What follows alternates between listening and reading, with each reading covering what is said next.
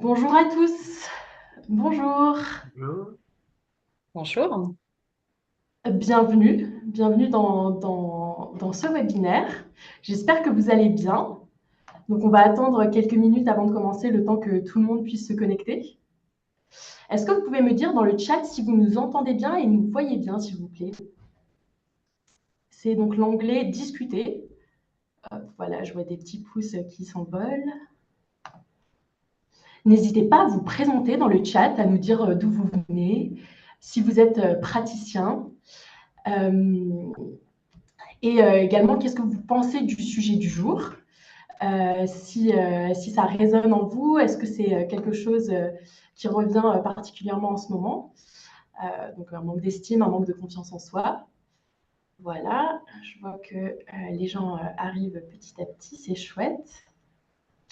Le chat est également donc l'espace où vous pouvez poser vos questions. Il y a également l'onglet questions-réponses. Vous pourrez poser vos questions et nous y répondrons donc les 10-15 dernières minutes du webinaire.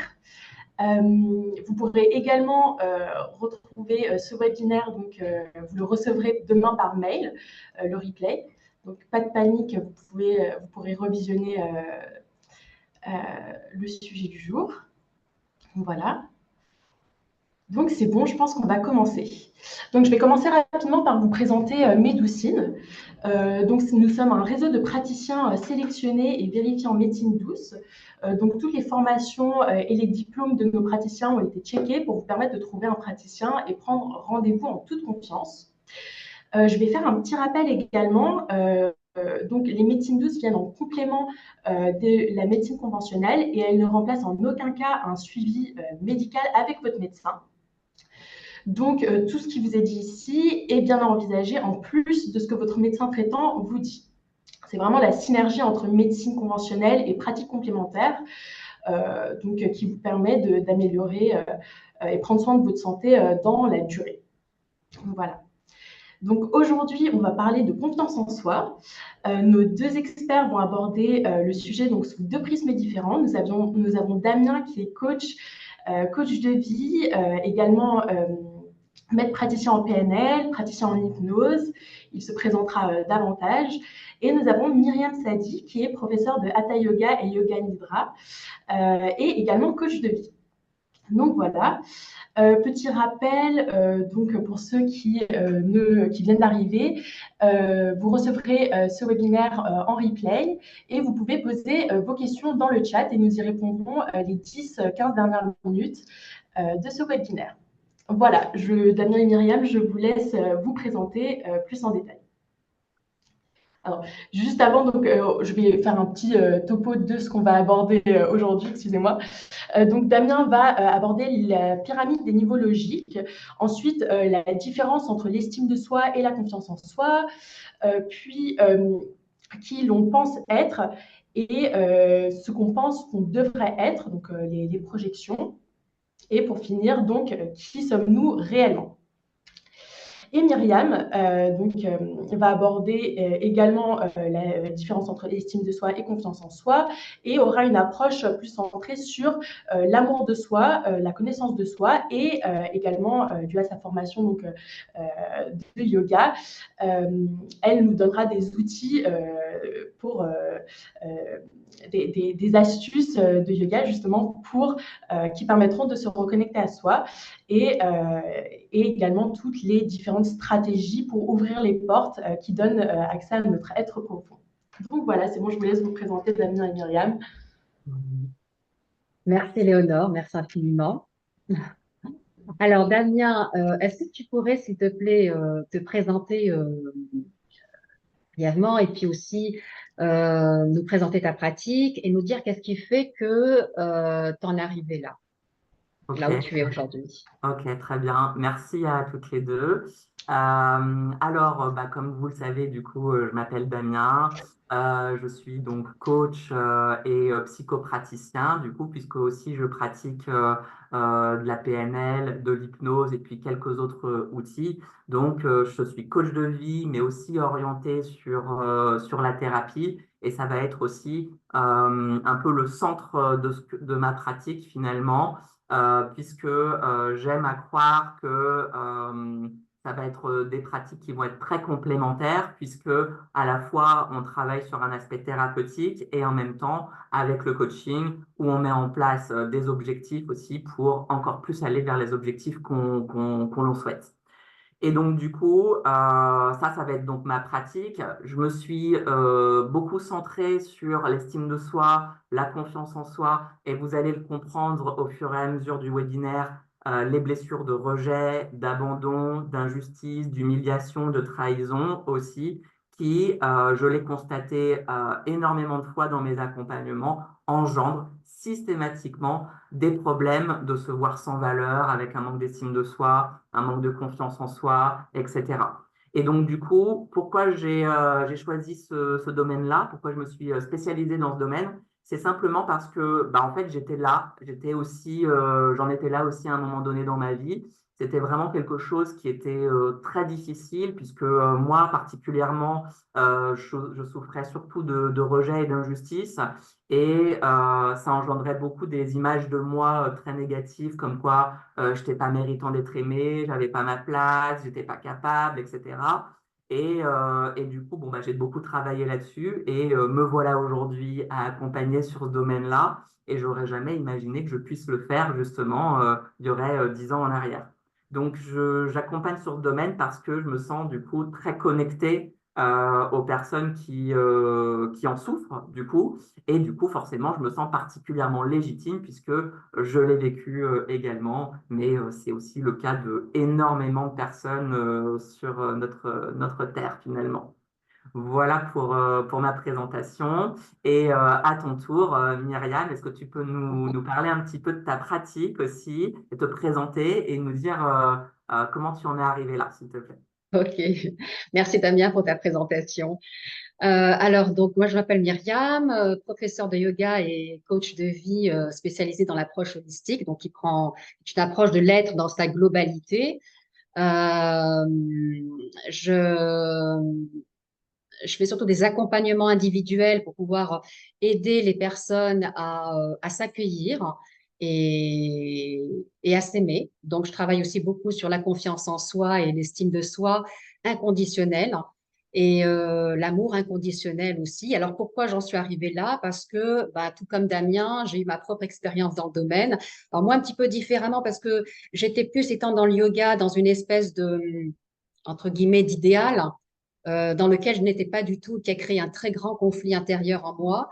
Et en fait, à un moment donné, je me dis, mais c'est pas possible, là, avec toute la pratique que j'ai derrière, au lieu de me sentir bien, je me sens dans la dualité, en conflit, et ça va pas, quoi. Et en fait, c'était parce que, justement, ben, j'ai réalisé que je m'accueillais pas dans toute ma vérité, dans toute ma réalité, dans le réel, et non pas dans l'idéal, par rapport à l'idéal du yoga, notamment.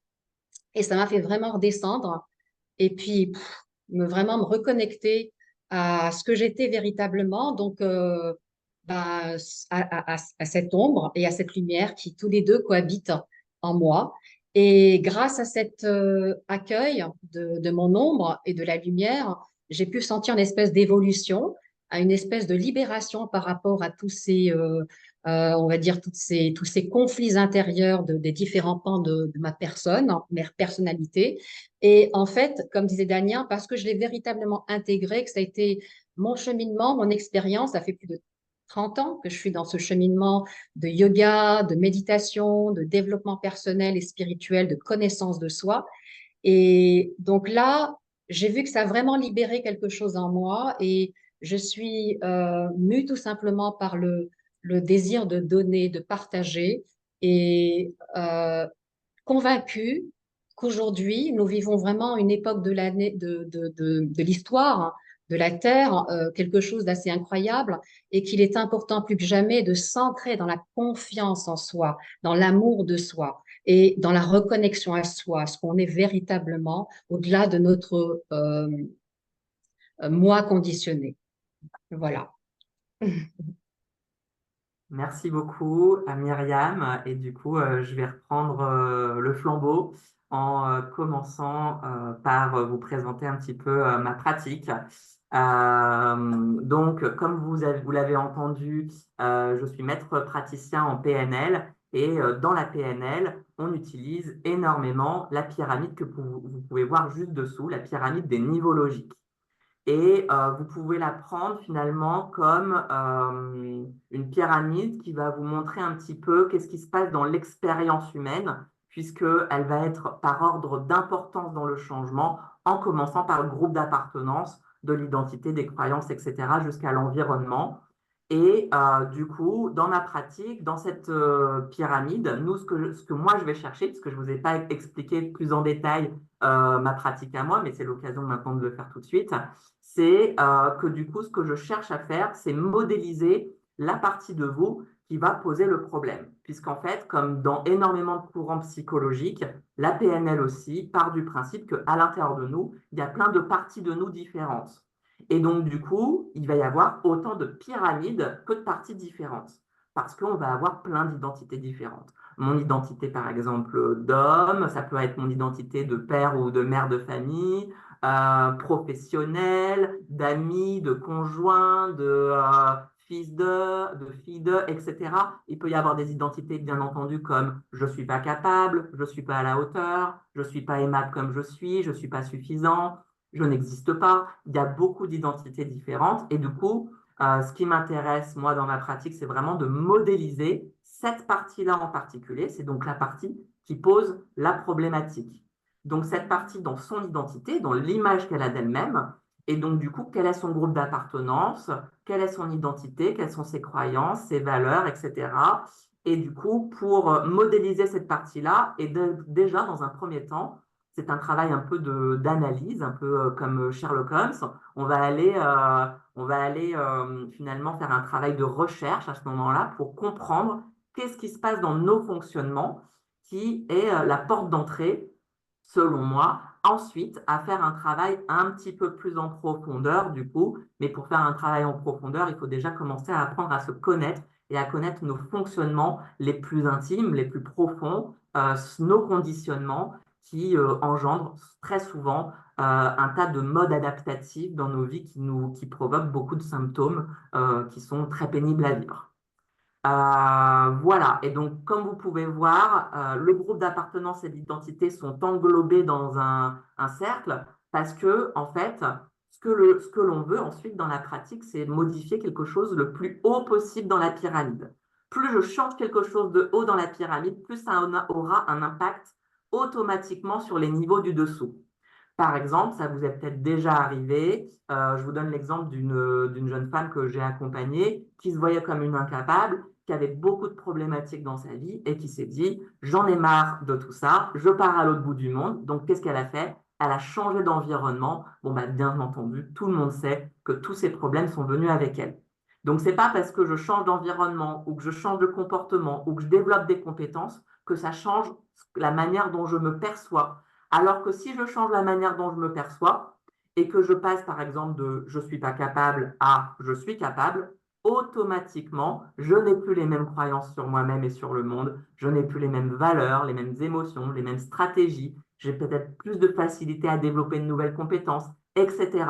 Donc ce que l'on veut, c'est vraiment changer quelque chose de haut dans la pyramide. Voilà pour ça. Et donc, du coup, on est bien entendu sur une histoire d'estime de soi et de confiance en soi. Et bah ça, du coup, je ne l'avais pas mis ce slide-là, mais il est représentatif de plus je change quelque chose de haut, plus ça change quelque chose, tout ce qu'il va y avoir en dessous. Et donc, du coup, ce qui nous intéresse, bien entendu, ce soir, c'est l'estime de soi et la confiance en soi. Et on l'a placé sur les niveaux logiques de la pyramide parce qu'en fait, vous en avez sûrement déjà un petit peu conscience, l'estime de soi, on fait souvent cet amalgame entre les deux, mais l'estime de soi et la confiance en soi ne sont pas la même chose. La confiance en soi, elle est sur le niveau des compétences, simplement parce qu'en fait, on a confiance en nous quand on sait qu'on sait faire. Donc, c'est en lien avec du savoir-faire, la confiance en soi. Si je sais que je sais faire, j'ai confiance en moi. Si je sais que je ne sais pas faire, je n'ai pas confiance en moi. Normalement, c'est plutôt sain de ne pas avoir confiance en soi quand on sait qu'on ne sait pas faire. Sauf qu'il arrive très souvent que l'on sache faire et que malgré tout, on n'a pas confiance en nous. Sauf que là, ce n'est pas une vraie manque de confiance en soi, c'est un manque de confiance en soi qui devient le symptôme d'un manque d'estime de soi. Puisque, comme l'exemple de la jeune femme que je vous ai donné tout à l'heure, le fait de se voir sans valeur et d'être persuadé dans mon image de moi que je suis un incapable va forcément faire que je vais avoir une opinion négative de mes compétences à ce moment-là, qui sera bien entendu que des perceptions qui ne sont pas forcément la réalité, hein. Peut-être qu'on m'a dit très souvent, ah Damien, c'est génial ce que tu fais, bravo, etc. Mais bien entendu, si moi profondément je me vois comme un incapable, je ne vais pas prendre ce qu'on va me dire. Je vais me dire qu'on est sympa avec moi, qu'on a voulu me faire plaisir, que c'est pas vrai, etc. Et donc même si je recherche cette reconnaissance, bah, quand je l'obtiens, je ne la prends pas en réalité. Simplement parce que j'ai une vision de moi extrêmement négative où je m'enlève de la valeur par rapport à cette identité-là. Et donc, du coup, comme c'est très ancré, je vais plutôt aller chercher ce qui me confirme que je suis un incapable plutôt que ce qui ne me le confirme pas. Et donc, l'estime de soi, bah, ça porte bien son nom, c'est une estimation. Et cette estimation de ma valeur, du coup, je la fais entre ce que je crois être, et vous l'avez vu dans le sommaire, ce que je crois être et ce que je crois devoir être pour plaire aux autres. Je crois que c'est l'objet de ça, de ce slide-là. Donc, en fait, je vais vous donner un exemple. Bien entendu, ce que je crois être, c'est quelque chose de négatif, hein. Ce que je crois être, c'est pas assez bien, pas à la hauteur, etc. Pas assez beau, pas assez grand, pas assez intelligent, pas assez de répartie, pas assez d'humour, énormément de choses. Et ce que je crois devoir être pour plaire aux autres, c'est parfait. Beau, grand, intelligent, avec de la répartie, de l'humour, de la culture, etc., etc. Plus l'espace il est important entre les deux, plus la valeur que je me donne, elle est basse du coup.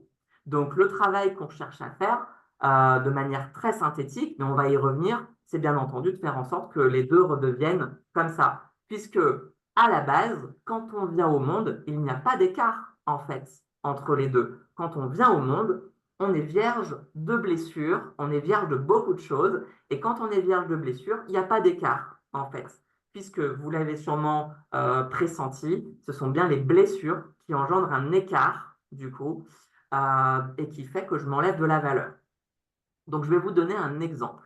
J'ai un jeune homme qui est venu me voir un jour en me disant je ne comprends pas, je me vois avec de la valeur, j'ai confiance en moi, et pourtant, à chaque fois que je dois passer un examen, j'angoisse tellement fort, systématiquement, que ça me provoque des vomissements, des vraies crises d'angoisse, hein. Et donc, du coup, ben, à la base, quand on vient décortiquer ça, au départ, moi, je me disais, mais je ne comprends pas, s'il se voit avec de la valeur, qu'il a confiance en lui, pourquoi il a des symptômes d'un manque d'estime de soi? Ça ne paraissait pas très logique. Parce que très souvent, bien entendu, on se centre sur le haut de l'iceberg et pas sur la grosse partie qu'on ne voit pas. Et donc, si on décortique un petit peu sa subjectivité à ce jeune homme, on va comprendre que enfant, bien entendu, il était là. Et puis quand on est là, ben, en fait, on est connecté à soi. Bien entendu, on est soi-même, on est connecté à nos besoins, à nos envies, on fait des bêtises, et puis on se fait engueuler. Et puis c'est pas grave, on refait la même bêtise 2 minutes plus tard. Sauf que malheureusement, en grandissant, les êtres humains sont un petit peu programmés pour se dire, ah, peut-être qu'on ne m'aime pas comme je suis. Si on m'engueule parce que je n'ai pas rangé ma chambre, parce que je n'ai pas eu des bonnes notes, parce que je n'ai pas été poli, parce que je parle trop fort, parce que je prends trop de place, ou parce que j'en prends pas assez, ou peu importe, parce que j'ai pensé à moi, par exemple, à un moment donné dans ma vie. Et donc, du coup, bah, forcément, je finis par me dire ce que je suis. Peut-être que ça ne suffit pas pour être aimé des autres. Et à ce moment-là, ça me crée une blessure.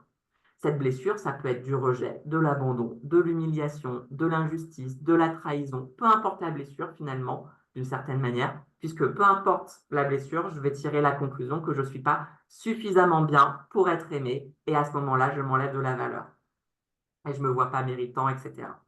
Et donc du coup, ce jeune homme-là, il était là, comme tout le monde, et puis il ramène un 15 sur 20 à la maison. 15, qui est censé être plutôt une bonne note. Sauf que, ben, malheureusement, pour ses parents, ce n'était pas suffisant. Ses parents l'aimaient sûrement de tout leur cœur, hein, bien entendu, hein. C'est souvent, très souvent le cas. Sauf que, voilà, peut-être qu'ils lui ont fait comprendre que ce n'était pas assez bien, ou qu'il pourrait faire mieux, ou qu'ils ont fait juste une petite moue désapprobatrice, mais c'est largement suffisant, si c'est répété, bien entendu, c'est largement suffisant pour qu'au bout d'un moment, ils finissent par se dire ce que je suis, ça suffit pas à être aimé. Et à ce moment-là, je m'enlève de la valeur. Sauf que dans ce contexte-là, du coup, où je ne me sens pas aimé comme je suis avec mon 15 sur 20, bah, quelle conclusion je vais tirer sur mon identité? Ça va être 15, c'est nul, du coup, puisque ça ne me permet pas d'être aimé de mes parents. En tout cas, c'est ce que je crois à ce moment-là, qui n'est pas forcément la réalité. Vu que ça ne me permet pas d'être aimé, ça veut dire que 15 c'est nul. Et donc, si j'ai eu un 15, je suis nul. Du coup, je suis nul avec un 15 sur 20. Vous devez comprendre à ce moment-là qu'il vient de se créer des critères de ce qu'est une bonne note complètement hors norme à ce moment-là. Et que, bien entendu, il va se mettre beaucoup de pression dans sa vie, puisque si 15 équivaut à un 0, bah, qu'est-ce qu'il va chercher à faire pour aller plaire à son entourage? C'est être le meilleur, du coup. Puisque si 15 ne suffit pas, on va bien entendu se dire qu'un 16, un 17, un 18, ça va sûrement pas suffire non plus. Et donc, qu'est-ce qu'il va faire, lui, qui, en tant qu'enfant et en tant qu'être humain, bien entendu, qu'est-ce qu'il veut faire? Il veut obtenir de la reconnaissance de son entourage. Donc, il va développer des croyances, des valeurs, des émotions, des stratégies mentales, des compétences, des comportements pour aller vers ce qu'il croit que les autres attendent de lui. Admettons qu'il a son 20 sur 20. Il a son 20 sur 20 et du coup, ses parents ils pourraient réagir de deux manières différentes. Soit ils lui disent bravo mon fils, tu vois quand tu veux, on est fiers de toi. En apparence, ça paraît génial parce qu'on reçoit enfin ce qu'on attendait. Sauf que le problème, c'est que son inconscient, à ce moment-là, il va se valider que effectivement, l'amour de ses parents, il est bien conditionnel d'avoir des bonnes notes. Et ça, c'est assez dramatique. L'amour de mes parents, je peux tirer qu'il est conditionnel aussi quand je range ma chambre, quand je reçois de la reconnaissance de n'importe quoi finalement, hein. Donc c'est assez inévitable, hein, d'une certaine manière, d'avoir des blessures et d'avoir des conditionnements de la sorte. Et donc du coup, soit les parents, ils donnent de la reconnaissance, et à ce moment-là, ben, je me valide que l'amour de mes parents, il est conditionnel, mais je me valide aussi que j'ai obtenu ce que je voulais et que la stratégie que j'ai mise en place pour l'obtenir, bah, c'est la bonne du coup. Et à ce moment-là, en me disant inconsciemment que c'est la bonne stratégie, du coup, je vais continuer à la faire. Et cette stratégie-là que j'ai mise en place dans mon enfance, bien entendu, que je vais la voir encore quand je serai adulte. Et ces modes adaptatifs-là, du coup, ce qui était aidant dans mon enfance devient limitant pour moi à l'âge adulte, puisque je continue à faire des mécanismes qui sont devenus, d'une certaine manière, assez obsolètes.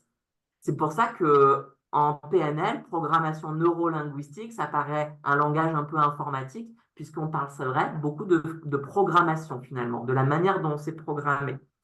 Et donc, du coup, soit j'obtiens de la reconnaissance de mes parents, et donc forcément, je me donne de la valeur à ce moment-là, puisque dans ma tête, c'est comme si j'avais réduit l'écart à ce moment-là, puisque si j'ai mon 20 sur 20 et que j'obtiens de la reconnaissance de mes parents, ce que je crois être et ce que je crois devoir être correspondent exactement.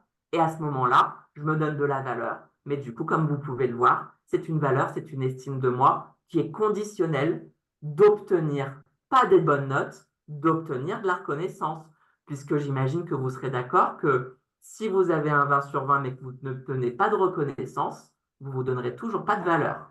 Donc, c'est la valeur que vous donnez n'a rien à voir avec les bonnes notes, avec être ordonné, avec être bienveillant, avec être tourné vers le besoin des autres. C'est que la reconnaissance que l'on cherche finalement. Et ça, c'est important de bien le conscientiser.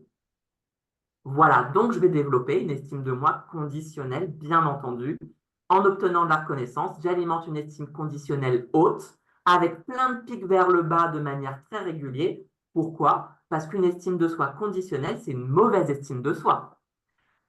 Simplement parce qu'elle est extrêmement instable, cette estime de moi, hein, bien entendu. Dès que je vais être confrontée à le risque potentiel que je pourrais peut-être ne pas recevoir ce que je souhaite recevoir, eh ben je dégringole dans ma valeur que je me donne automatiquement. Donc, bien entendu, à aucun moment c'est épanouissant dans la vie, même si il est dans des stratégies entre guillemets de réussite, puisqu'il réussissait 80-90% du temps dans sa vie. Bah, la contrepartie, c'est bien avoir des crises d'angoisse de manière très régulière. Donc, personnellement, le choix est vite fait. Réussir 90% du temps à avoir des crises d'angoisse ou réussir 60% du temps, 50% du temps, mais être hyper aligné et être épanoui dans ma vie. Le choix est vite fait pour moi. Voilà. Et donc, bien entendu, soit les parents, ils donnent de la reconnaissance avec le 20 sur 20, soit, bien entendu, ils n'en donnent pas de la reconnaissance. Ils peuvent aussi ne pas en donner. Et à ce moment-là, n'importe quel enfant et n'importe quel être humain finira par se dire, quoi qu'il arrive, quoi que je fasse, ça ne suffit pas, donc j'arrête de faire des efforts si je n'obtiens pas le retour sur investissement finalement. Et donc du coup, on va retrouver un enfant qui va être plutôt dans une stratégie d'échec dans sa vie, qui va arrêter de développer ses compétences à ce moment-là. Et donc du coup, il va être dans une estime de lui conditionnelle toujours, mais basse, avec des pics vers le haut réguliers et vers le bas, simplement parce qu'il n'aura pas mis toute son énergie à développer ses compétences. Ça ne servait à rien. Il aura peut-être mis ses stratégies à développer, le fait d'être ordonné, le fait d'être tourné vers le besoin des autres, puisque c'est peut-être ça qui lui a permis d'obtenir un peu de reconnaissance. Et donc, il aura centré son énergie là-dessus. Voilà. Et donc, cette estime de soi conditionnelle, effectivement, c'est une très mauvaise estime de soi. Ce qu'il faut savoir, c'est que ce qu'on disait tout à l'heure, qu'on ne comprenait pas pourquoi il se voyait sans valeur, pardon, on ne comprenait pas pourquoi il se voyait avec de la valeur, il avait confiance en soi, et pourtant il y avait des symptômes d'un manque d'estime de soi, simplement parce que cet écart-là, vous pouvez imaginer qu'il y en a deux. Il y en a un en bas, où je m'enlève de la valeur de manière inconditionnelle, et là, rien qui vient me prouver que j'ai de la valeur. Et de l'autre côté, en haut, c'est ma valeur conditionnelle, où je corresponds exactement à ce que les autres attendent de moi, et donc je me donne de la valeur conditionnelle. Bah, il était là-dedans, ce jeune homme, puisqu'il réussissait très souvent, et il voyait bien qu'il avait les compétences requises pour réussir, donc il avait confiance en lui, il se voyait avec de la valeur conditionnelle, et il ne comprenait pas pourquoi il avait des symptômes. Bah oui, parce qu'en fait, il a beau se voir avec de la valeur, au fond de lui, il y a bien une partie de lui qui se voit profondément nul avec un 15 sur 20, peut-être même avec un 18, un 19, un 20, de manière inconditionnelle. Donc il y a un vrai travail de réparation à ce moment-là sur les blessures qui ont engendré cet écart-là de manque de valeur inconditionnelle. Voilà. Et donc, bien entendu, qu'est-ce qu'on veut obtenir? Eh bien, on veut obtenir une estime de soi qui soit inconditionnelle. Et là, on va dans un petit aspect qui va beaucoup aller vers Myriam, du coup, puisque va y avoir un aspect un petit peu spirituel dans découvrir son estime de soi inconditionnelle, sa valeur inconditionnelle, puisque si c'est inconditionnel, c'est pas palpable, ce n'est pas mesurable. À partir du moment où on est dans une valeur inconditionnelle, on ne peut pas aller la mesurer, cette valeur-là. On ne peut pas aller la quantifier. Ça veut dire que je ne peux pas l'apprécier et je ne peux pas la déprécier. Ça sous-entend que entre vous et moi, on a exactement la même valeur, que nous avons la même valeur que n'importe qui d'autre sur Terre. Et alors du coup, ça fait référence au prochain slide, du coup, avec ce trait qui est tiré sous l'identité. Pourquoi ce trait tiré là? Simplement parce qu'il faut commencer à dissocier votre identité profonde du bas de la pyramide des niveaux logiques, simplement parce que ce qui nous intéresse, c'est votre valeur inconditionnelle. Donc votre identité inconditionnelle n'est pas jugeable. Au-dessus de ce trait, on ne peut pas la juger. Par contre, en dessous du trait, on peut juger. Je peux juger vos comportements, vos compétences, vos émotions, vos croyances, vos valeurs de justice, de bienveillance, de respect, etc. Mais ce n'est pas parce que j'ai une opinion et un jugement sur un comportement, sur une compétence, que je suis en train profondément de vous enlever de la valeur. Ça n'a absolument rien à voir. Sauf que, bien entendu, pour le moment, vous êtes conditionné sur valeur conditionnelle, estime conditionnelle. Donc, si je vous dis, ah, bah, vous n'avez pas la compétence, vous le prenez très personnellement et vous vous enlevez de la valeur parce que pour le moment, vous faites l'amalgame entre vos compétences et votre identité profonde. Et là, c'est très intéressant parce qu'il faut vraiment commencer, c'est une des astuces que je vous donnerai, c'est vraiment commencer à déconditionner l'identité, votre identité profonde qui est inconditionnelle du bas de la pyramide. Voilà. Et je pense que c'est Le point commun dans nos deux pratiques, du coup, on ne va pas procéder de la même manière, mais ça va vraiment être le point commun sur nos deux pratiques, c'est vraiment commencer à se donner de la valeur qui ne soit pas conditionnelle de nos comportements, de nos stratégies mentales, de nos émotions, etc. Puisque, on l'a vu un petit peu, quand je suis blessé, je mets en place des comportements, des stratégies pour obtenir ce que j'ai besoin d'obtenir parce que pour mon système nerveux, c'est une question de survie. Et à ce moment-là, les comportements qui en résultent de ces modes adaptatifs de survie, cette personnalité que vous avez développée, bah du coup, quand bien même elle génère des comportements qui sont négatifs, c'est pas vous qui êtes profondément négatif. Ce n'est que la résultante des modes adaptatifs que vous avez mis en place. Alors, commencez juste à être indulgent envers vous-même, puisque ce n'est pas profondément vous, du coup. Et ça commence par là, ce travail que vous pouvez faire. Ça, c'est vraiment les prémices à faire ce travail sur vous, c'est déconditionner le bas de la pyramide de la valeur que je me donne. Et du coup, si je déconditionne, forcément que je m'en veux plus trop. Je n'ai plus de culpabilité énorme et une culpabilité qui reste dans le temps sur moi-même. C'est OK d'en avoir un petit peu, puisque c'est pas parce que je ne me juge pas dans ma valeur sur des mauvais comportements que je les accepte et que je veux les garder. Du coup, je peux ne pas vouloir les garder, mais m'accepter quand même et me voir avec de la valeur. Voilà. Donc, dans les grandes lignes, c'est ça que moi, dans ma pratique, je fais, c'est faire en sorte que qui je crois être et qui je crois devoir être redeviennent qui je suis vraiment. Et du coup, pour retrouver une estime de soi qui soit inconditionnelle, avec du travail un peu pratique et du travail très subjectif aussi, puisque mes blessures, elles sont nos blessures, elles sont subjectives. Et donc, du coup, c'est un peu comme si on combattait le feu par le feu, le subjectif avec du subjectif et faire en sorte que je règle mes blessures pour me retrouver vraiment moi-même à ce moment-là.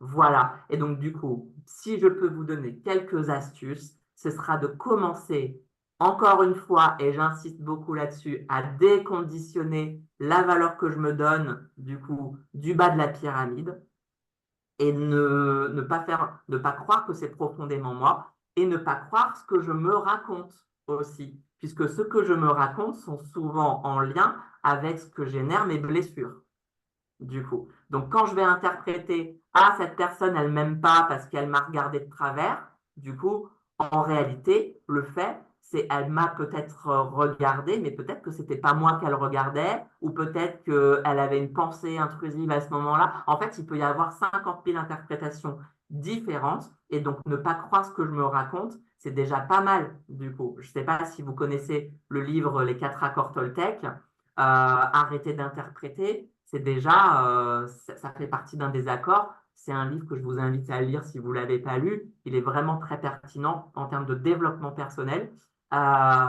C'est déjà commencer à ne pas croire tout ce que je me raconte, qui n'est pas forcément la réalité. Puisque, bien entendu, heureusement que, enfin, ce jeune homme, quand il a tiré la conclusion, mes parents, ils ne m'aiment pas avec mon 15/20, ce n'était pas vrai, du coup. En tout cas, en règle générale, ce n'est pas vrai. Ça peut arriver, mais en règle générale, ce n'est pas vrai, du coup. Donc, il ne faut pas qu'il croie ça, parce que s'il croit ça, forcément, il s'enlève de la valeur à ce moment-là, et il génère des blessures. Voilà pour ma pratique, ma partie à moi. Je vous remercie. N'hésitez pas à poser des questions dans le chat. Éventuellement, peut-être je vous invite à les poser vers la fin. Comme ça, on ne sera pas obligé d'aller remonter trop aussi dans le chat pour trouver vos questions. Voilà. Et puis, merci beaucoup. Et je te laisse à ton tour la parole, Myriam. Merci, merci Damien. Et magnifique conférence parce que c'est vraiment effectivement le prémisse de ce que je vais proposer là. Ce travail que tu proposes est vraiment essentiel. Et le tout, c'est vraiment de parvenir à unifier justement, unifier ce qu'on croit être avec ce qu'on est véritablement et pouvoir vraiment trouver une certaine paix intérieure, une harmonie intérieure avec le tout tel que ça se manifeste et lâcher prise enfin avec les blessures du passé. Cesser de nourrir toute cette programmation qui ne vient pas d'ailleurs seulement de notre enfance, mais aussi, hein, c'est toute la, on va dire, programmation des générations de toute l'humanité depuis on va dire, le Big Bang, hein, parce que dans notre ADN, eh bien, tout est inscrit, dans le noyau de notre ADN, tout est inscrit. Donc, voilà, c'est un conditionnement qui est bien lourd. Et en effet, on ne peut pas vraiment se déconditionner complètement de ce conditionnement, mais on peut s'en libérer tout simplement en prenant pleinement conscience et en l'accueillant, en l'acceptant, cette histoire, à cette programmation. Et est-ce que je ne vais pas décider ici maintenant plutôt d'installer une nouvelle programmation parce que notre mental est un ordinateur et tout dépend de ce qu'on y pose comme logiciel et de mettre en marche ou en mode stand-by ce qui nous est plus ressource en fait. En gros, c'est ça.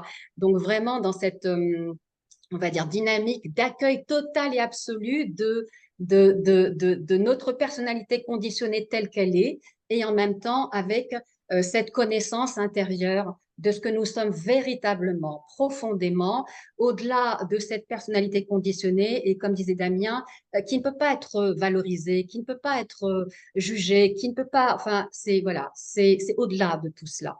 Et c'est avec ça qu'on doit vraiment se relier, se reconnecter et prendre enfin conscience de ben, ce qu'on croit être, c'est vraiment une toute petite partie de l'iceberg, une toute petite partie qui est infinitésimale.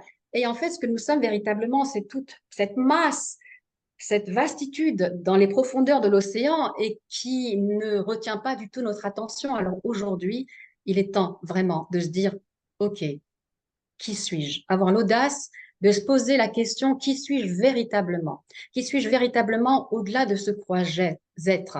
Et oser aussi déconstruire de manière symbolique en décidant de ne plus la nourrir, pas en la déconstruisant parce qu'on ne peut pas, mais dans le sens où on ne peut plus la nourrir, eh ben, cesser de nourrir cette histoire et d'oser se mettre à nu, et de nous voir tel qu'on est, confrontés à, à, en fait, à notre humanité, avec tout son package, avec toutes ses blessures, et avec toute sa beauté, et avec tout euh, son ombre, sa lumière, avec les qualités, enfin bref, avec tout le package, et ne pas juger l'un ou l'autre, mais de vraiment tout, tout. C'est comme un puzzle. Chaque partie, bonne ou mauvaise, ou en fonction de notre jugement, bien évidemment, fait que je suis ici maintenant la belle personne que je suis et qui va au-delà de cette image que nous avons de nous-mêmes et que nous renvoyons de nous-mêmes. Et en fait, justement, tout part de là, de cette image. Et aujourd'hui, le message, c'est de cesser de croire à cette image parce qu'elle est fausse. Elle n'est pas véritablement vous, elle n'est pas nous. C'est une image, c'est une construction mentale qui n'a en réalité aucune réalité. Elle a une réalité dans notre mental, dans notre esprit, dans notre cerveau. Et aujourd'hui, il est temps de cesser la nourrir. Et s'ancrer véritablement dans la confiance. Comme disait Damien, l'estime de soi inconditionnelle, dans l'amour de soi inconditionnel, parce que les trois sont interconnectés. La confiance en soi, la véritable confiance en soi, ce n'est pas une action. Ce n'est pas l'avoir. Quand je dis l'avoir, c'est les acquisitions, le statut social, le compte en banque, les maisons, les voitures, enfin bref, tout ce qui fait partie de l'avoir, mais aussi l'étiquette sociale, l'image conditionnée, tout ça fait partie de l'avoir. Nous avons une image, nous ne sommes pas cette image. Donc, ce n'est pas non plus un état mental, c'est-à-dire aujourd'hui je me sens en confiance et demain je ne me sens pas en confiance, ou même pas demain, d'un moment à l'autre on bascule d'une confiance à une non-confiance. Et donc c'est un état mental qui est fluctuant et le mental, l'état mental par nature est fluctuant. Donc, ce n'est pas une véritable confiance. Sinon, l'objet de la confiance, eh ben, il se dissout, la confiance n'est plus. Or, il s'agit de s'ancrer dans une confiance véritable, quels que soient les objets extérieurs, quels que soient les événements, les situations extérieures, quelle que soit l'image projetée par les autres, de s'ancrer dans cette confiance en soi. Et donc, c'est une conviction profonde, un ancrage stable, inébranlable, une conviction profonde que ben, la vie, c'est mieux que nous, ce qui est bon pour nous.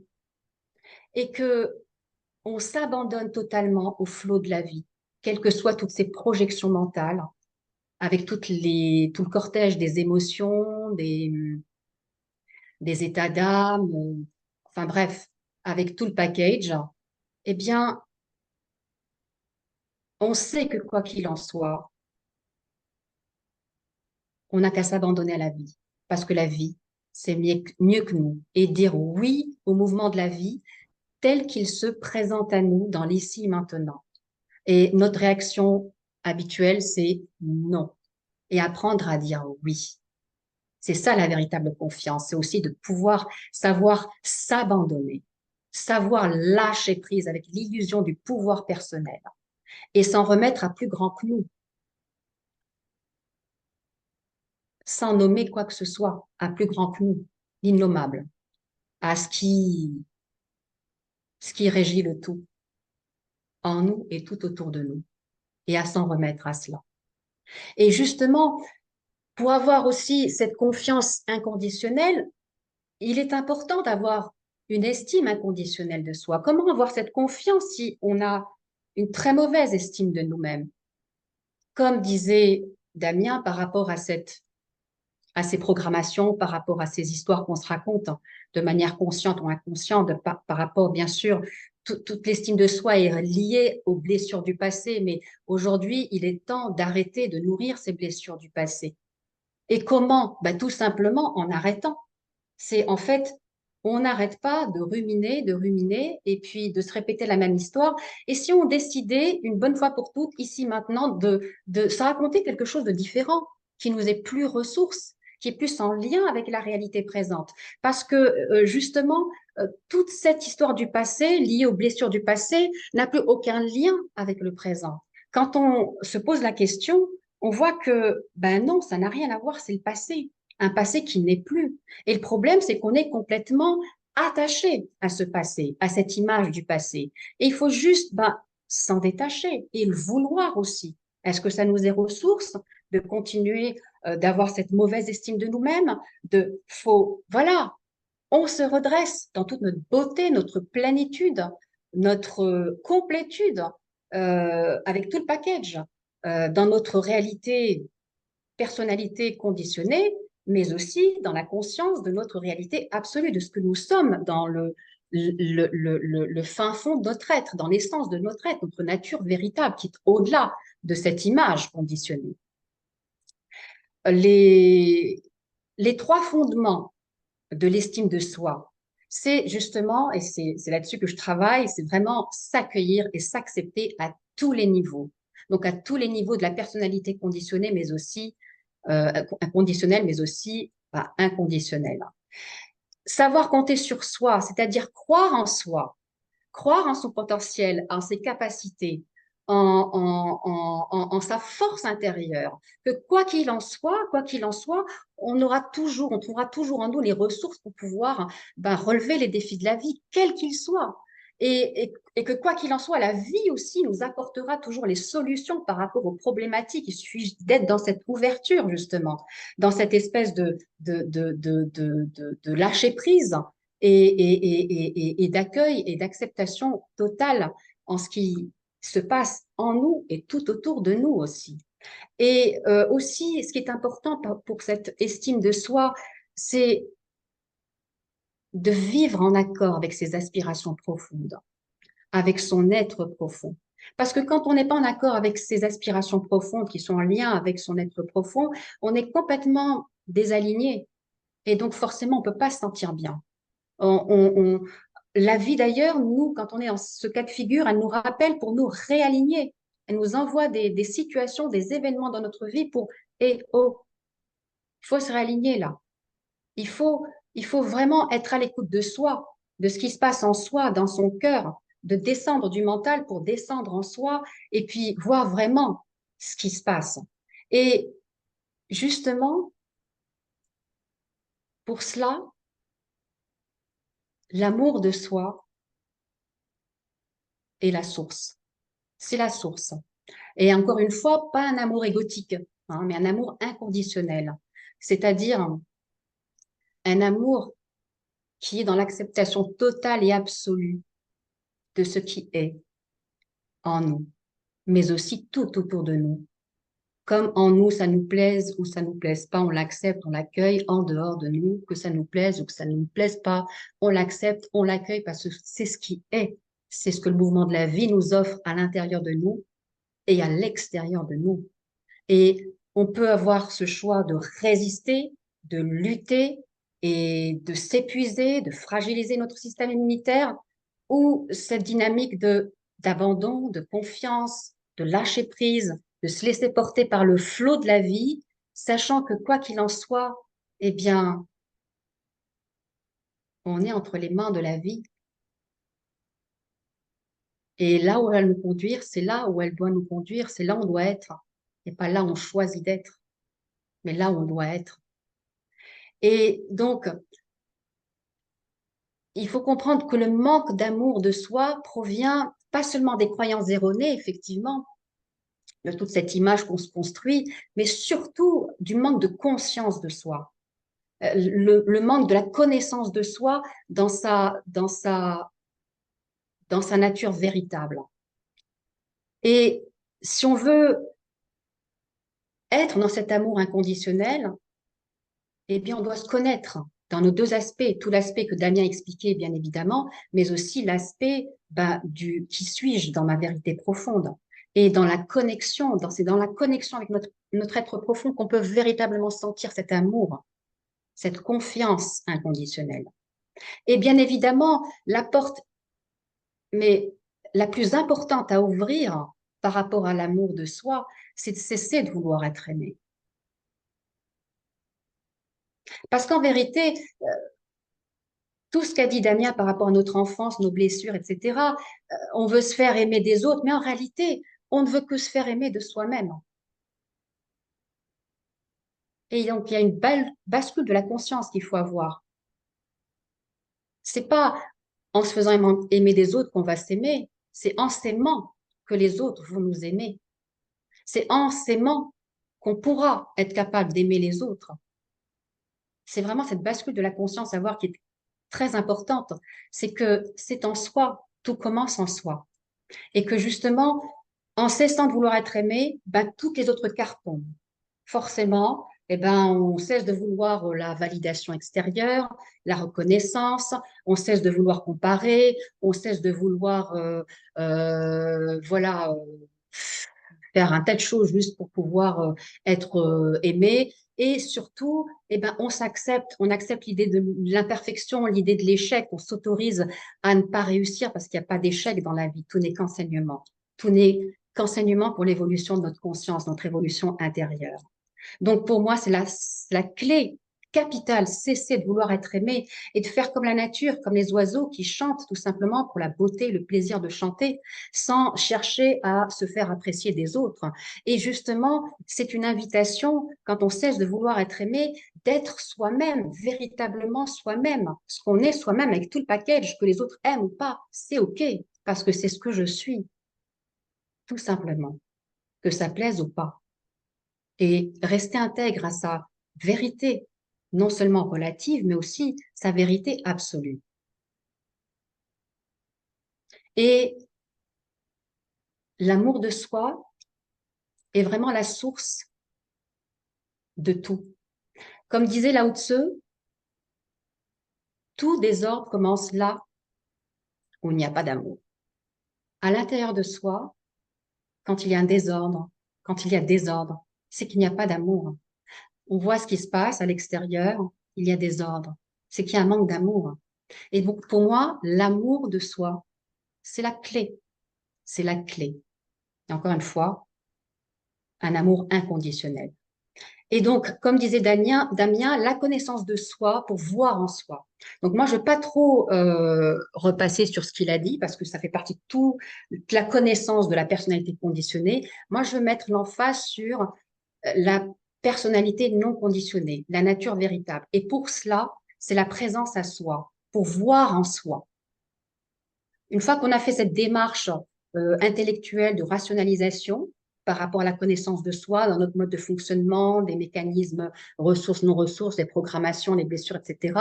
OK, maintenant, on va accepter tout cela, on va accueillir tout cela et on va être dans cette présence à soi, pour voir en soi, non pas à partir du mental, de l'intellect, mais de voir en soi avec la conscience témoin en nous, la présence témoin en nous. Et c'est là qu'entre en scène le yoga, parce que le yoga est une démarche véritable de conscience de soi et de connaissance de soi qui permet de développer la présence témoin intérieure pour voir en soi, de manière neutre et sans jugement. Le yoga permet de se reconnecter à soi, à son être intérieur. Le yoga, c'est une porte qui s'ouvre. C'est une thérapie psychocorporelle, mais pas que. Le but ultime du yoga, c'est pas que la détente et le bien-être comme on le voit ici en Occident. Non, le but ultime, c'est d'unifier l'être dans toutes ses parties, dans tous ses moi multiples, dans toute son ombre et sa lumière. Unifier le corps, le cœur, le souffle, l'esprit, tout est un. Il n'y a pas de séparation. Il n'y a pas de matière de l'esprit, tout est un. La matière est esprit, l'esprit est la matière. Tout est un. Et c'est ça, c'est unifier le tout. Et donc, on unifie le tout en nous. Et en unifiant le tout en nous, on unifie le tout partout. Parce que nous sommes unifiés. Donc, il est important de savoir, ce sont des clés, ralentir la cadence. On vit dans un monde où ça va trop vite. Les emplois du temps sont chargés, on n'a pas le temps de se poser. Et l'extraversion, elle empêche justement cette connexion à soi. Elle empêche cette reliance à l'être profond, notre nature véritable. Donc, il est important, et peu importe, quelques minutes suffisent, ralentir la cadence, prendre le temps de se reconnecter à soi, à son corps, à son souffle, et faire du yoga, de la méditation, parce que le yoga favorise la reconnexion à soi, et surtout prendre conscience de l'espace intérieur de paix et de silence.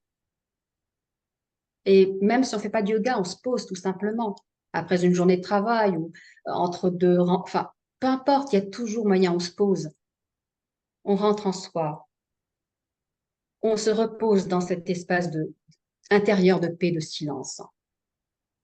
Et le yoga, il développe aussi un état d'être de joyeux contentement. Il rééquilibre bien évidemment les flux énergétiques, il revitalise les fonctions vitales, il renforce le système immunitaire, mais parce que la santé, le corps voilà, c'est important aussi de les maintenir en santé. Le corps est un instrument.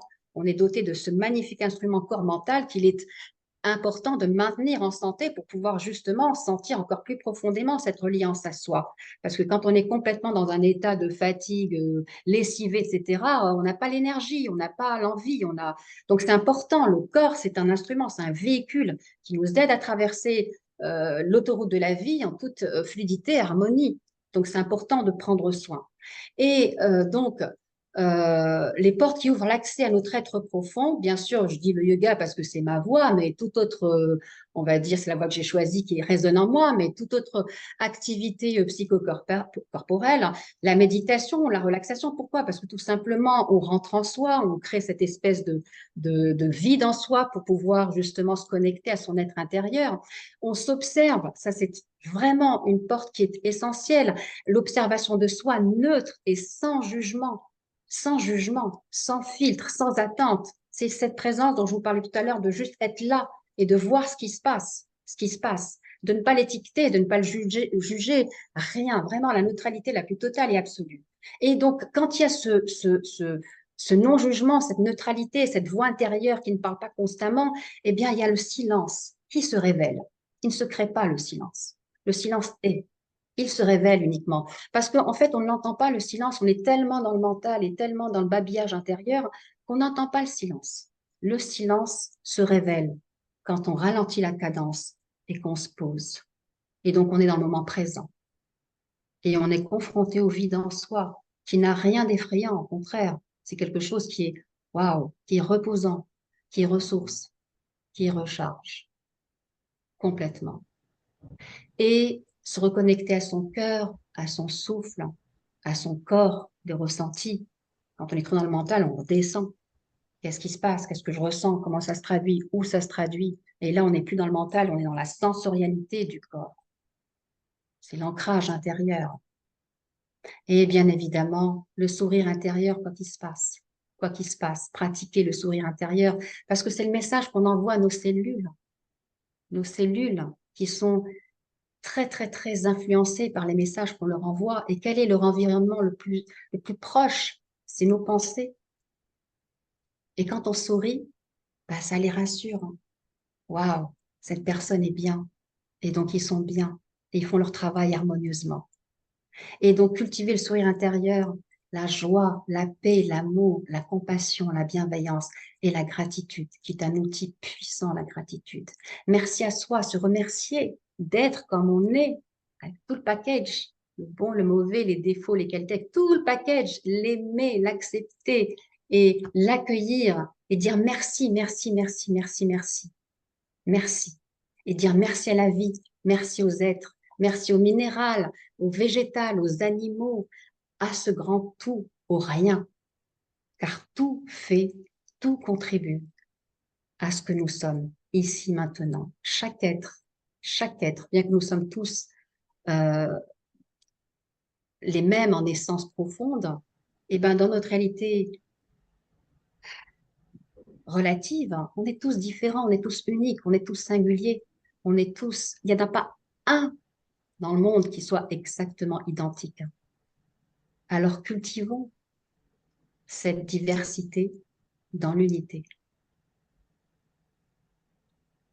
Merci Myriam pour ces dernières phrases qui ont tant de symbolique et qui sont si poignantes et qui nous permettent de justement essayer de se recentrer sur les essentiels de la vie qu'on oublie assez souvent. Donc merci beaucoup à Damien.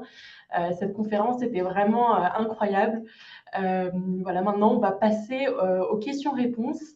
Donc n'hésitez pas à mettre à exprimer vos questions donc, dans le chat. En tout cas, tout au long du webinaire, on a eu un flux de merci et de retours très, très positifs sur ce que vous avez dit tous les deux. Je pense que ça a énormément parlé. Donc, et surtout toucher à la sensibilité de tout le monde, étant donné que vous avez deux approches assez différentes. Donc, c'était vraiment très, très chouette. Alors, donc, les questions.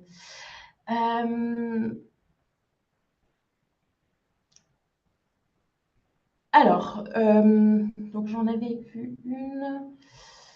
Donc, comment peut-on travailler justement vers la direction pour se retrouver soi-même? Je vais l'orienter plutôt vers Damien pour commencer. D'accord. Est-ce que tu peux me répéter la question, s'il te plaît? Alors, attendez, parce que mon chat bouge beaucoup puisqu'il y a un flux de questions. Donc, comment travailler comment essayer d'entamer une démarche pour se retrouver soi-même d'un point de vue pratique? Une démarche pour se retrouver soi-même. Du coup, toutes les démarches sont bonnes à la base. Il faut juste trouver celle qui nous convient particulièrement aussi, puisque comme vous pouvez le voir, on ne travaille pas du tout de la même manière, mais on va un peu sur les mêmes bases finalement. Ma démarche à moi, elle est plus intellectualisée au début. De l'accompagnement et comment démarrer comment je pourrais vous donner un exemple concret? Euh, c'est souvent en fait le problème, c'est que nos blessures sont des blessures qui sont subjectives. On a tiré des conclusions actives, du coup, de par notre condition humaine. pour éviter d'être rejeté, abandonné, pour survivre. Et donc, du coup, comme c'est très subjectif, il n'y a pas à mon sens, de travail pratique. En tout cas, moi, je ne vais pas vous donner du travail pratique là-dessus. Je vous invite plutôt à faire des visualisations de votre partie enfant qui est blessée, qui est restée à l'âge qu'elle avait où elle a vécu ses blessures à ce moment-là, que ce soit des traumas ou pas, hein. On n'a pas besoin d'avoir des traumas pour avoir un manque d'estime de soi et se voir sans valeur. Et donc, du coup, de faire ces visualisations, de la visualiser, cette partie blessée, et d'avoir de la compassion, un peu comme disait Myriam aussi, de la compassion pour cette partie qui est blessée, parce qu'aujourd'hui, quand on est dans une estime conditionnelle, on a beaucoup plus tendance à la juger négativement, cette partie blessée, parce qu'elle nous pourrit la vie à cause de ces conditionnements. Et commençons déjà par avoir de la compassion, de l'empathie pour ce qu'elle a mis en place, pour les blessures qu'elle a, et plutôt, quelque part, de la remercier pour les conditionnements qu'elle a mis en place, même s'ils sont pénibles, parce qu'ils nous ont permis de nous adapter à notre environnement. Voilà. Donc vraiment, cet exercice pratique, le plus pratique que je puisse vous donner, c'est dans un premier lieu, hein, c'est vraiment de faire ces visualisations de votre partie blessée. Très bien, merci beaucoup Damien. Une petite question donc, pour Myriam. Comment faire pour traiter le regard de l'autre? Donc c'est Caroline qui pose cette question. Comment faire pour justement se détacher un petit peu du regard péjoratif que l'autre peut avoir en nous? Voilà. D'accord. Alors effectivement, ça c'est tout un travail. Déjà, il faut en prendre conscience, hein, parce que la plupart du temps, sans sont l'esclave, ils n'en sont pas conscients. Et il faut tout simplement décider, c'est-à-dire que on prend conscience à quel point c'est un poids, à quel point on est enchaîné par le regard de l'autre. Et c'est vraiment que quand on en a vraiment assez, on a vraiment là, que eh bien, ça vient naturellement. Et on décide, tout simplement, on décide. C'est qui les maîtres à bord? C'est l'autre ou c'est nous-mêmes? On décide. C'est fini. Je ne veux plus. Parce que ça fait partie d'une programmation qui n'est peut-être pas la vôtre, la nôtre. Mais aujourd'hui, décider en conscience, c'est fini. Je ne veux plus dépendre du regard de l'autre. Qu'est-ce qui est plus difficile, à retenir quelque chose ou à relâcher? C'est plus difficile de retenir le regard de l'autre, d'être sous le joug du regard de l'autre. C'est beaucoup plus difficile que de lâcher prise. Et comment? Tout simplement en décidant ici, maintenant, c'est fini, c'est terminé, ça m'enchaîne et je ne veux plus. Et c'est un travail de tous les jours, un travail quotidien. D'accord, merci beaucoup Myriam. Je peux, Malheureusement, nous avons un... complète, je peux juste Damien. rajouter une petite chose à ce que Myriam disait, c'était rendez-vous compte à quel point vous accordez un pouvoir monumental à l'extérieur de vous. C'est comme si vous abandonniez votre pouvoir personnel, c'est comme si vous donnez un pouvoir de vie ou de mort aux autres sur vous, du coup, en mettant autant d'importance à ce que peuvent penser les autres de vous. Voilà. Et je Très bien, rajouterai juste merci. une dernière chose, l'amour de soi, l'amour de soi. Ancrez-vous dans l'amour de soi. Il vous fera naturellement lâcher le regard de l'autre. C'est la source. Quand vous êtes dans le regard de l'autre, c'est que vous cherchez la validation, la reconnaissance chez l'autre, l'amour chez l'autre. Vous êtes en attente de l'autre. Cessez d'être en attente. Retrouvez la connexion avec ce que vous êtes en vérité et soyez dans l'amour pour vous-même. Personne ne vous le donnera d'autre que vous. Merci beaucoup Myriam et Damien. Et on va prendre une dernière question du coup. Pour clôturer, puisqu'effectivement nous avons un peu débordé au niveau du timing, donc nous avons une question de Niki. Donc, peut-on améliorer et travailler sur son estime de soi sans l'intervention d'un professionnel? Est-ce qu'on peut arriver au même stade d'évolution et de développement sans accompagnement finalement? Bon, si je peux répondre avec plaisir. Je t'en prie. À mon sens, c'est très difficile de faire un travail tout seul parce que les meilleurs coachs, les meilleurs psys, les meilleurs accompagnements ont, eux, même avec leurs outils, ont besoin de se faire accompagner. Pourquoi? Pas parce que notre ego, il a tendance à nous enfumer tout le temps et à nous raconter des histoires, à détourner notre attention. Et le travail du professionnel, c'est aussi de se rendre compte qu'il est en train de se faire enfumer, du coup, et pour aller porter votre attention sur ce mécanisme-là et vous aider à conscientiser vos mécanismes et à mettre la lumière au bon endroit. Parce qu'on a souvent tendance à ne pas regarder au bon endroit, même quand on est coach. Moi-même, je continue à me faire accompagner aussi sur d'autres éléments. Énormément de psys se font accompagner aussi parce que tout seul, c'est très laborieux. Et comme je vous le disais, on a tendance à se centrer sur le haut de l'iceberg, sur ce que l'on voit. Et sur ce que l'on voit, c'est le bas de la pyramide dénivologique. Je vois mon environnement, mes comportements, mes capacités, mes compétences, mes émotions. Et plus ça monte, moins je suis conscient. Et du coup, ben, moins je travaille au bon endroit. Si par exemple, j'en ai marre d'être timide et que je veux travailler sur ma timidité, en réalité, il faut aller bien plus profondément que le comportement de la timidité. Voilà. Complètement. Merci beaucoup, Damien. Voilà, donc nous allons clôturer ce webinaire. Je vais vous faire un petit rappel donc sur ce qu'est Médoucine. Donc, nous sommes un réseau de praticiens. Vous pouvez trouver des praticiens en médecine traditionnelle chinoise, en hypnose, en naturopathie, ostéopathie, réflexologie, etc., etc. Nous avons donc des praticiens qui sont certifiés, dont les diplômes ont été checkés et validés. Donc, vous pouvez prendre rendez-vous en toute confiance. Cependant, il est bien à envisager de prendre en compte ce que votre médecin traitant vous dit, puisque voilà, les pratiques complémentaires viennent complimenter la médecine allopathique. Donc ça, c'est très important à prendre en compte. Donc, un grand merci Damien et Myriam pour ce super webinaire.